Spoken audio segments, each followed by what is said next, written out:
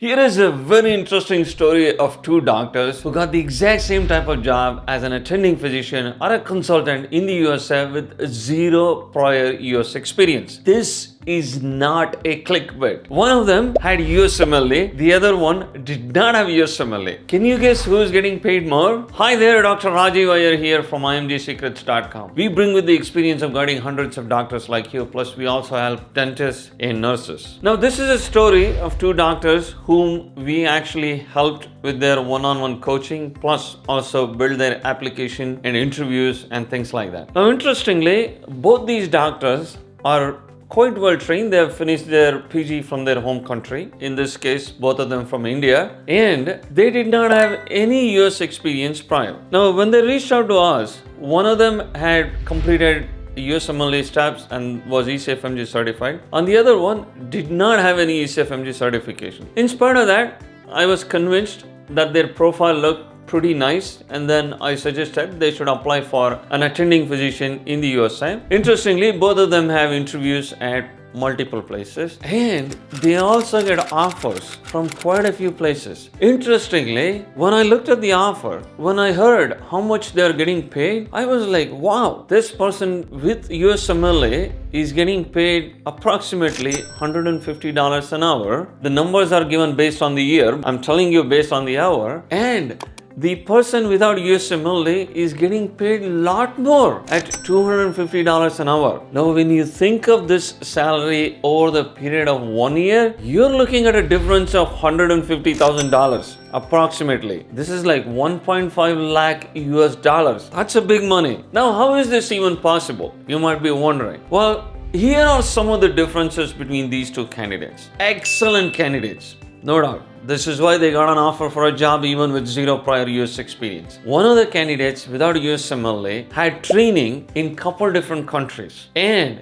comes with an outstanding CV, plus most importantly, the communication is very solid. The other person who has done USMLE comes with a solid research experience, lots and lots of publications, but the communication, although is excellent, slightly lags behind the other candidate. I think to me, one of the biggest contributor why this happened was probably because of the way the program assessed how this person is communicating. Of course, there are other things that might have contributed in my opinion, and also the place where each of these people got their job offers can also be quite different. So there are some factors that might have contributed to this difference, but to me, I think what really stood out was the communication skills. Because once the program knows this person comes with a solid CV plus has fantastic communication, then you're really in the driver's seat to find these opportunities and get paid really high salaries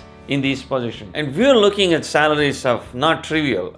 We're looking at salaries of almost $500,000 here. So it's a huge amount of money for anyone with zero prior experience transitioning to these countries. Now, when we provide guidance, okay, now this is what we do. We tell you what exactly to approach and how you can proceed with your application. The initial investment you do for your career by paying a few hundred or a few $1,000s is nothing when you compare it to the huge amount of salary you can potentially get, of course, if you get successful. There are a few disclaimers I want to make here. Now, this case is sure unique, and cases like this do happen, okay? It really depends on who the candidate is and what the hospital is willing to offer. And second is, this video is by no means to tell you you should not write your USMLE exams. For majority of people, USMLE exams would still be a requirement. There are few candidates in whom there can be an exception. So this is something you gotta keep in mind. The third thing is you need to keep in mind there are many ways people can transition to the USA, but completion of USMLE steps and obtaining ECFMG certification is still the most commonly employed route for most doctors. So the overall message I want to give you is, when you apply for any position, focus on making a stellar application with a very high quality CV, cover letter and other documents, and also ensure you're really amazing in your interviews. These will make a huge difference not only in getting a position, but also in getting high salaries when you do these things. Be sure you build upon your communication skills, because this is the most critical factor as you're transitioning to countries like the USA, Canada, and others. So this is what makes a difference. All right, after this, I do encourage you to check this video out, where you can know all the different paths of how you can transition yourself to the USA. In couple of them here do not need USMLE steps, and this is exactly what we help with. Of course, we help a lot of international medical graduate doctors, we help local graduates, whether you have USMLE, you don't have USMLE, you could be any stage of your career.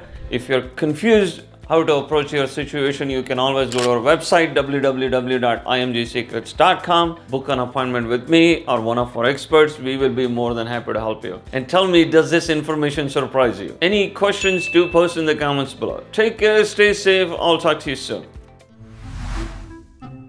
As a consultant physician or an attending physician who got the exact same type of job, we bring with the experience of guiding hundreds of doctors like you. One of the candidates without USMLE,